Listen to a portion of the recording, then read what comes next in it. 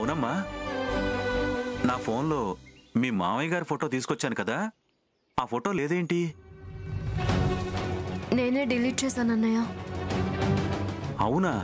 ఆ photo delete చేసి నన్ను కాపాడావు తల్లి. ఏమైందన్నయ్య? అక్కడ నేను ఎవరి ఫోటోలన్నా తీశానన్న అనుమానంతో మీ తోడుకోడలు నా ఫోన్ తీసుకుని చెక్ చేసిందమ్మా. ఆ ఫోటో గనక నా ఫోన్లో ఉండుంటే నన్ను అక్కడే చంపేసి ఉండేదమ్మా ఆ మహాతల్లి. మా అక్కకి ఇలాంటి అనుమానం వస్తుందని తెలిసి నేనే ఆ ఫోటోని డిలీట్ చేశాను. మంచి పని చేసావమ్మా. ఇప్పుడు గాని నన్ను మీ వదిన చూసిందంటే నన్ను చంపుకు తింటుంది. నాకు వేరే రైడ్ ఉంది, వెళ్ళొస్తానమ్మా.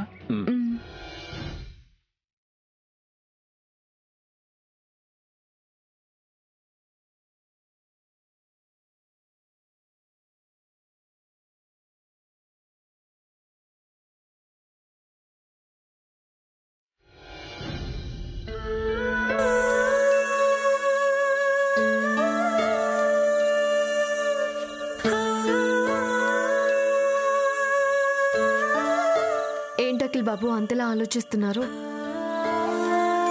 మామయ్య గారిని చూడ్డానికి ఎలా వెళ్ళాలా అన్నా? వెళ్ళటం గురించి కాదు శ్యామ, ఎలాగో అలా వెళ్తాం, చూస్తాం, వస్తాం. నా ఆలోచన దాని గురించి కాదు. నాన్నగారికి ట్రీట్మెంట్ ఎలా జరిపించాలా అని ఆలోచిస్తున్నాను. వదిన కొబ్బరి నూనె ఇచ్చి దాంతో మసాజ్ చేయిస్తూ ట్రీట్మెంట్ జరుగుతున్నట్టుగా మమ్మీని నమ్మిస్తుంది. అలా మమ్మీ నమ్ముతూనే ఉంటుంది తప్ప డాడీకి ట్రీట్మెంట్ జరగదు, డాడీ కోలుకోవడం జరగదు. డాడీకి ట్రీట్మెంట్ జరిపించకపోతే చాలా ప్రమాదం. అదే ఆలోచిస్తున్నాను, డాడీకి ట్రీట్మెంట్ ఎలా జరిపించాలా అని. సత్యమన్నయ్య దగ్గర దానికి సంబంధించిన మంచి ఆయిల్స్ ఉన్నాయి. ఐశ్వర్య అక్క చూడకుండా ఆ ఆయిల్స్తో మసాజ్ చేయిద్దాం. అప్పుడు నేను ఆ ఆయిల్స్తో మసాజ్ చేసినప్పుడు కొంచెం గుణం కనిపించింది. అన్నయ్యని ఈరోజు ఆయిల్స్ తెమ్మని చెప్పాను. అడిగో, అన్నయ్య వస్తున్నాడు. ఏంటమ్మా, ఇంటికి రాగానే నన్ను కలవాలన్నారంట? కూర్చోండి అన్నయ్య. అన్నయ్య, నీ దగ్గరున్న ఆయిల్స్తో మసాజ్ చేస్తే మామయ్య గారు త్వరగా కోలుకుంటారు అని చెప్పారు కదా. అవునమ్మా, తప్పకుండా కోలుకుంటారు. కానీ మీ తోడికోడలు ఆ ఆయిల్స్తో మసాజ్ చేయనివ్వదు కదా. అంటే ఆవిడ కొబ్బరి నూనె బాటిల్ ఇచ్చింది కదా, అందులో నుంచి కొబ్బరి నూనె పారబోసి ఆ బాటిల్లో నువ్వు తీసుకువెళ్ళిన ఆయిల్ పోసి ఆ ఆయిల్తో మసాజ్ చేసావనుకో, మా అక్కకేమీ డౌట్ రాదు కదా. వస్తుందమ్మా, ఆవిడకి ఖచ్చితంగా డౌట్ వస్తుంది. నా దగ్గరున్న ఆయిల్ చాలా ఘాటైంది. ఆ ఆయిల్తో మసాజ్ చేస్తే చాలా ఘాటుగా వాసన వస్తుంది. మీ తోడికోడలు ఆ వాసనని తేలిగ్గా పట్టేస్తుంది. నా చేత మసాజ్ చేయించడం ఆపేస్తుంది. అయినా అది ఒకరోజే చేసేదైతే ఆవిడ లేనప్పుడు ఏదో రకంగా చేయొచ్చు. కానీ చాలా రోజులు మసాజ్ చేస్తే గాని మీ మామయ్య గారు కోలుకోరమ్మా. అన్ని రోజులు ఆవిడ కళ్ళుగొప్పి చేయటం చాలా కష్టం. నిజమే అన్నయ్య, నువ్వు చెప్పింది కరెక్టే. సరే అన్నయ్య, నేను ఆయన ఏదో ఒక మార్గం ఆలోచిస్తాము. పొద్దుటి నుంచి మీరు కష్టపడొచ్చారు, వెళ్ళి రెస్ట్ తీసుకోండి. అలాగేనమ్మా, వస్తాను బాబు. అలాగే.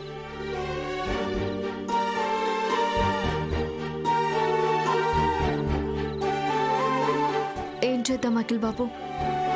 మామయ్య గారిని ఎలా కాపాడుకోవాలి? డాడీని కాపాడుకోవడానికి ఒకటే మార్గం కనబడుతుంది శ్యామ. ఏంటి Akhil babu? Music therapy. Music థెరపీనా? అవును. తాతగారిని కోమాలోంచి బయటికి తీసుకొచ్చింది మ్యూజిక్ థెరపీనే కదా.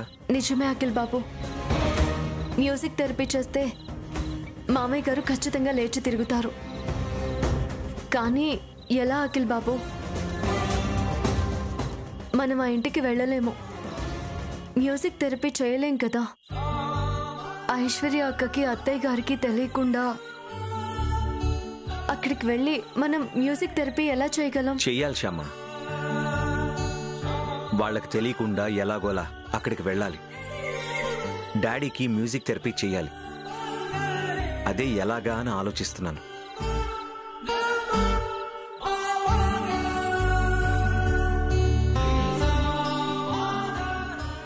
ఐడియా. ఏంటి అఖిల్ బాబు?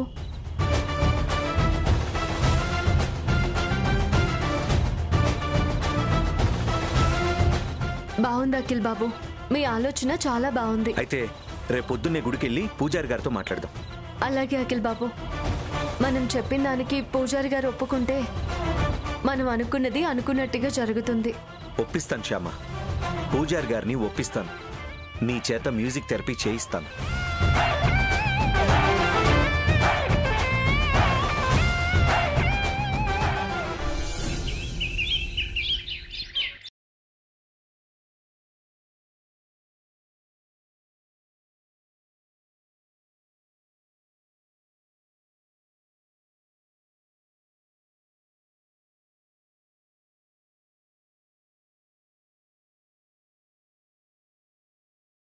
Okay, bye.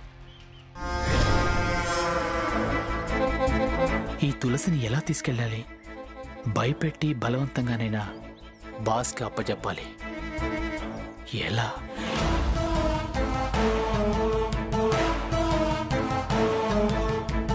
ఎస్, అదే సరైన దారి.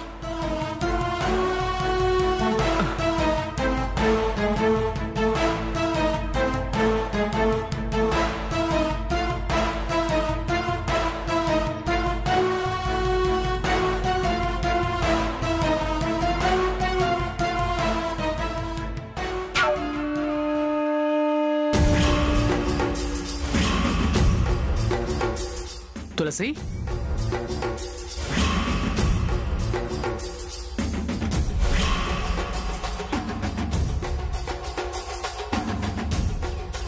అమ్మా తులసి. చెప్పండి అన్నా. అది చెప్పండి, ఏమైంది? అది అది ఎలా చెప్పాలో. ఏం జరిగింది? నిఖిల్, అదే నిఖిల్. ఏమైంది ఆయనకి? ఏం కాలేదమ్మా, చిన్న యాక్సిడెంట్.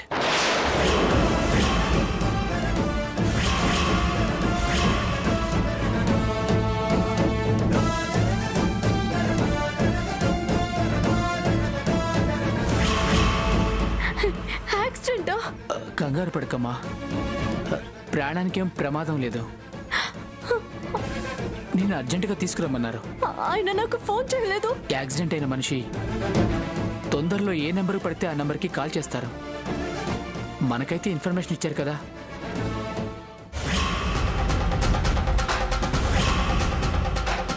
నువ్వు రామ్మా. పదండి.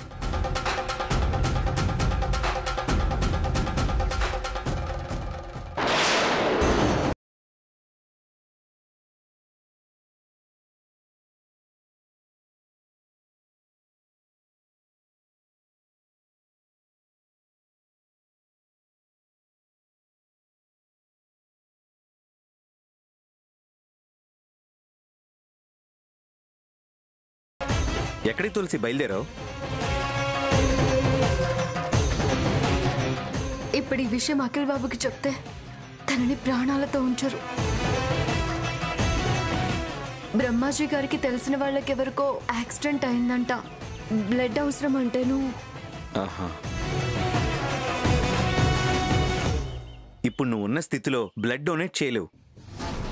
అవును బ్రదర్, ఆ విషయం నేను ఆలోచించలేదు. సారీ తులసి గారు, నేను వేరే దగ్గర అరేంజ్ చేసుకుంటాను. వస్తానండి, వస్తాను. శ్యామ, నేను ఫ్రెష్ అయ్యి వస్తాను, సరేనా? గుడికి వెళ్దాం.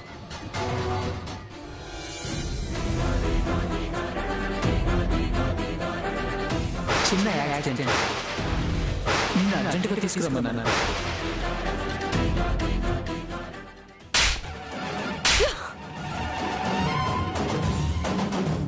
ఎందుకు ఎందుకు ఆయనకి యాక్సిడెంట్ అయిందని అబద్ధం చెప్పావు? చెప్పు. ఊరికే తమాషాకి నువ్వు నమ్ముతావో లేదో అని జోక్ చేశాను. జోక్ చేయడానికి మన మధ్య అంత ఫ్రెండ్షిప్ లేదు. నేను నీకు వరస అయిందని కాదు. నిజం చెప్పు. ఆ రోజు నేను తలుపు గడియ పెట్టినా ఇంట్లోకొచ్చి నేనే ఏమర్ పార్టీగా ఉన్నానని నన్ను నమ్మించావు. తర్వాత నా ఫోన్ కొట్టేయడానికి చాలా ట్రై చేశావు. అసలేం జరుగుతుంది? చెప్పకపోతే ఇప్పుడే వెళ్ళి పోలీస్ కంప్లైంట్ ఇస్తాను. జీవితాంతం జైల్లో ఊచలు లెక్క పెట్టుకుందువు గాని.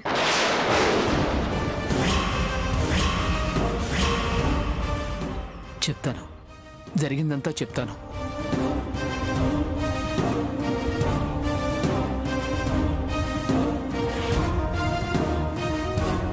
ఈ బొమ్మ ఆచూకీ కనుక్కొని ఈ బంగారు బొమ్మని మన బాస్ దగ్గరికి పంపగలిగితే మనకి లక్షల డబ్బు వస్తుంది.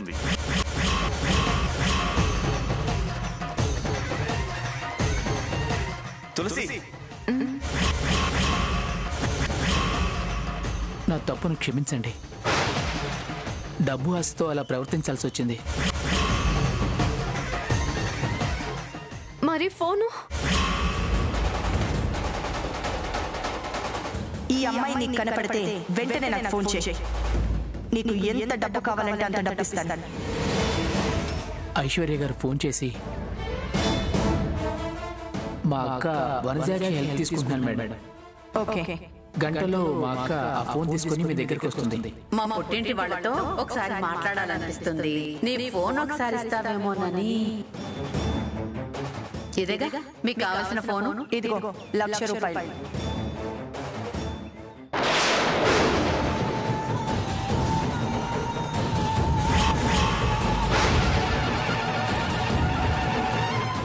శత్రు నార్యస్తు పూజ్యంతే రమంతే తత్ర దేవతః అంటారు.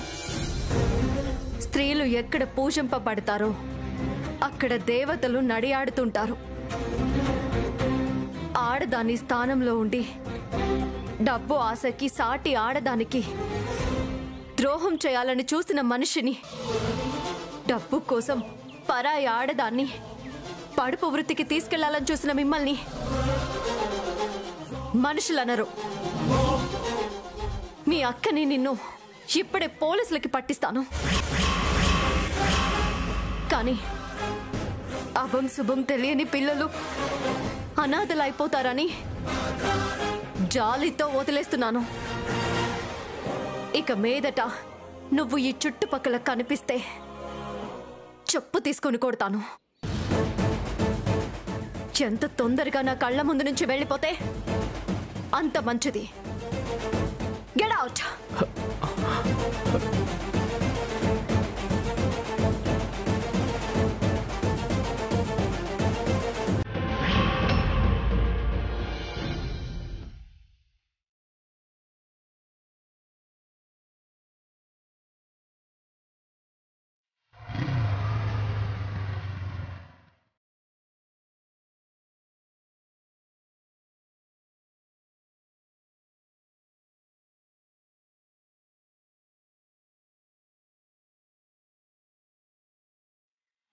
పూజారి గారు, పూజారి గారు, మీతో కొంచెం మాట్లాడాలి.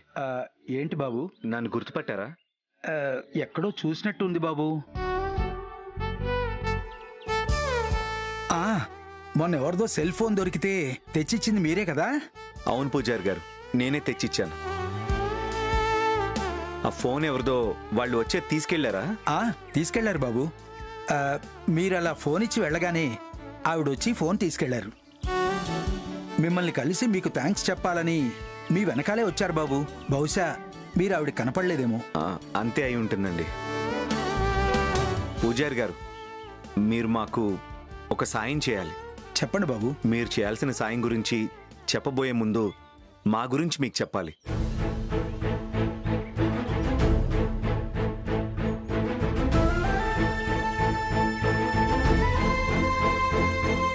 అది పూజారి గారి పరిస్థితి. మీరు ఈ హెల్ప్ చేస్తే మామయ్య గారు కోలుకుంటారని నాకు పూర్తి నమ్మకం. మీరు గనుక మాకి సాయం చేస్తే మేము అనుకున్నట్టు మా మామయ్య గారికి మ్యూజిక్ థెరపీ చేయించగలుగుతాము. చెప్పండమ్మా, నేనేం పని చేయాలో చెప్పండి. మా అత్తయ్య గారికి దైవభక్తి ఎక్కువ. ఇక్కడ గుడిలో ప్రత్యేక పూజలు హోమం జరిపిస్తే మా మామయ్య గారు కోలుకుంటారని మీరు మా అత్తయ్య గారికి చెప్పండి. అవకాశం ఉన్నంత వరకు కుటుంబ సభ్యులందరూ హోమం దగ్గరే ఉండాలని ఆవిడికి చెప్పండి. మా అత్తగారు తోడుకోడళ్ళు ఇక్కడ కార్యక్రమం జరిపిస్తున్నప్పుడు మేము అక్కడికి వెళ్ళి మ్యూజిక్ థెరపీ చేస్తాము. ఆ తర్వాత ఆ దేవుడు దయ. తప్పకుండా ఆ భగవంతుడు మీ మీద దయ చూపిస్తాడమ్మా. మంచివాళ్ళకెప్పుడు ఆ దేవుడు మంచే చేస్తాడు. అవును బాబు, మీ అమ్మగారు ఇక్కడికి వస్తేనే కదా నేను మీరు చెప్పమన్నట్టు ఆవిడికి చెప్పగలుగుతాను. వస్తుంది పూజారి గారు. మా అత్తగారు ఇక్కడికి వచ్చేలా మేం చేస్తాము. ఆవిడిక్కడికి వచ్చి మిమ్మల్ని కలిసే ఏర్పాటు మేం చూసుకుంటామండి. మీరు మాత్రం మేం చెప్పింది చెప్పినట్టు ఆవిడికి చెప్తే చాలు. అలాగే బాబు, చెప్తాను. ఇక్కడ 2-3 పూజారులు ఉన్నట్టున్నారు. అవును బాబు, ఉన్నాము. మరి మా అమ్మగారు వచ్చి మిమ్మల్ని కలవాలంటే మీ పేరు? నా పేరు పరమేశ్వర శాస్త్రి బాబు. మీ అమ్మగారిని వచ్చి నన్ను కలవమని చెప్పండి. అలాగే పూజారి గారు. దేవుడు వరమిచ్చినా పూజారి వరమివ్వడు అంటారు, కానీ మనకు పూజారి వరమిచ్చేశారు. అలాగే ఆ దేవుడు కూడా వరమిస్తే ఇస్తాడమ్మా. తప్పకుండా ఆ దేవుడు మీకు వరం ఇస్తాడు. మంచి వాళ్ళకెప్పుడు ఆ భగవంతుడు మంచే చేస్తాడు.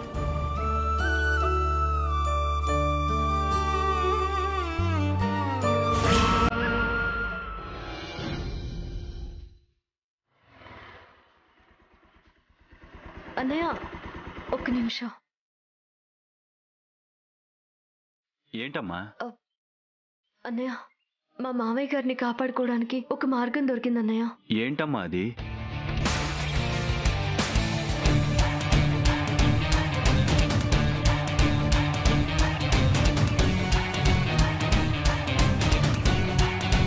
మంచి ఆలోచన తల్లి, చాలా మంచి ఆలోచన. అలా చేస్తే ఖచ్చితంగా మీ మామయ్య గారు కోలుకుంటారు. మా ఆలోచన ఆచరణలోకి రావాలంటే మీ సాయం కావాలి. తప్పకుండా బాబు. మీ నాన్నగారిని కాపాడుకోవడం కోసం ఏం చేయమన్నా నేను చేయడానికి సిద్ధంగా ఉన్నాను. మీరు మమ్మీతో ఒక విషయం చెప్పాలి. చెప్పండి బాబు, ఏం చెప్పమంటారు? ఇక్కడ గుడిలో ప్రత్యేక పూజలు హోమం జరిపిస్తే మా మామయ్య గారు కోలుకుంటారని మీరు మా అత్తయ్య గారికి చెప్పండి. అవకాశం ఉన్నంత వరకు కుటుంబ సభ్యులందరూ హోమం దగ్గరే ఉండాలని ఆవిడకి చెప్పండి. నా పేరు పరమేశ్వర శాస్త్రి బాబు. మీ అమ్మగారిని వచ్చి నన్ను కలవమని చెప్పండి. అలాగే బాబు, మీరు చెప్పినట్టుగా చెప్పి మీ అమ్మగారిని టెంపుల్కి పంపించే బాధ్యత నాది. Thank you very much. మనలో మనకు థ్యాంక్స్ ఏంటి బాబు? ఇంతకీ ఆ పూజారి పేరేంటన్నారు? పరమేశ్వర శాస్త్రి. ఓహో.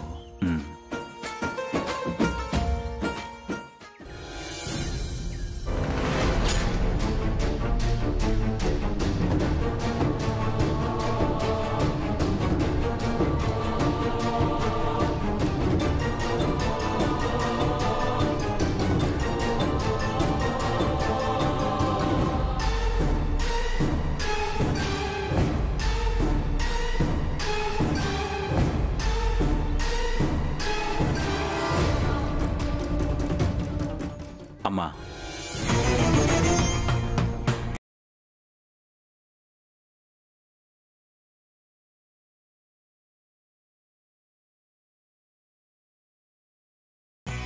పరమేశ్వర శాస్త్రి గారా? అవునమ్మా, పరమేశ్వర శాస్త్రి గారు ఆ గుళ్ళో హోమం చేసి ప్రత్యేక పూజలు చేశారంటే ఎటువంటి అనారోగ్యమైనా పూర్తిగా తగ్గిపోతుందమ్మా.